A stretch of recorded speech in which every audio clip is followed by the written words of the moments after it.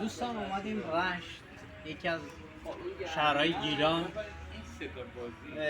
گردونه‌های شانس تو شهر مازی رشت هست. من گردونه خودم رو بردم تو ماشینمون تا این شانسی خیلی باحال بود. من خودم هم اینجا جزو شرکت کننده هستم. حالا خود منم گردونه منو آوردم اینجا، ولی اینجا من جزو شرکت کننده هستم. سه تا شانس داره، سه تا بازی داره. اولی و 50 تومن میدی، توپ به هر جا گذار کرد جایزه رو بهمون میده.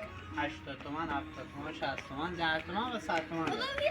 دومی هم به همین سبک حساب توپ فوتباله که سه تا لیوانو میندازی. بعد حالا برای اینجوری که میریم جلوتر با هم میبینیم. فقط شما برای ما لایک کنید، سابسکرایب رو بزنید. میریم جلوتر، هم فیلم های بهتر میگیریم، به همدیگه هم انرژی میدیم. کامنت های مثبت بذارید برامون. این وصول کجایی هم ول کنید.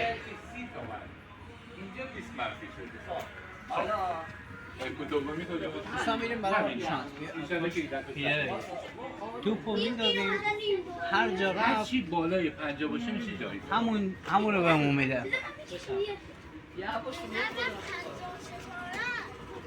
میریم برای شانس، به شانس شما. دوستان ببینید اینجا من 10 تومن، یه 10 تومنی اینجا جایزه بردیم. اولی 10 تومن. میریم برای دومی گردونه است که حالا نوبت ما نیست، نوبت دوست عزیزمونه. نوبت ما بشه بعد میزنیم. من دیگه بارمو بس سر کار دیگه من نمیدونم. ببینید این دوست عزیزمون 1000 تومانی بردن. متاسفانه مجموعه 100 منفی شد. آبدان میگم بازی های واقعا شانسه. یکی میبینی پشت سرم میاره،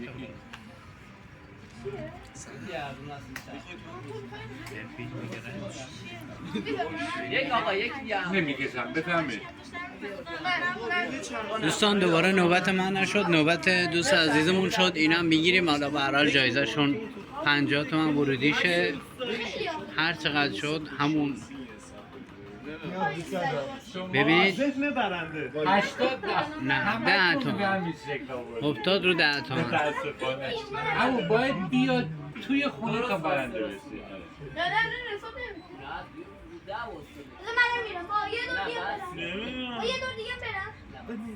دوست عزیز عذرخواهی می‌کنم. خب دوستان بالاخره نوبت به ما رسید. خوب شلوغ این گردونه. من گردونه خودم رو بردم. شما لایک کنید، ما بریم لب دریا براتون اونجا با گردونه خودمون هم فیلم می‌گیریم. اینو من به شانس خودم میرم.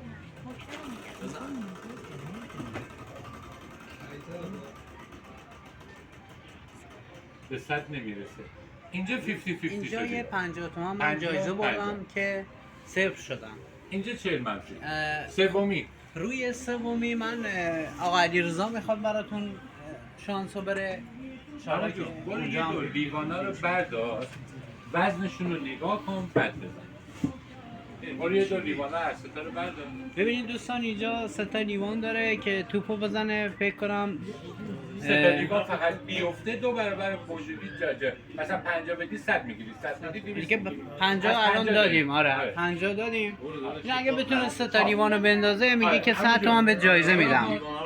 وسط بزن تا بزن به هر سه تا برخورد کنه. بریم میرم. نه وسطی مارش نقطه وسط. این نقطه تو ببر جلو. دوستان نقطه پنالتش نقطه وسطه.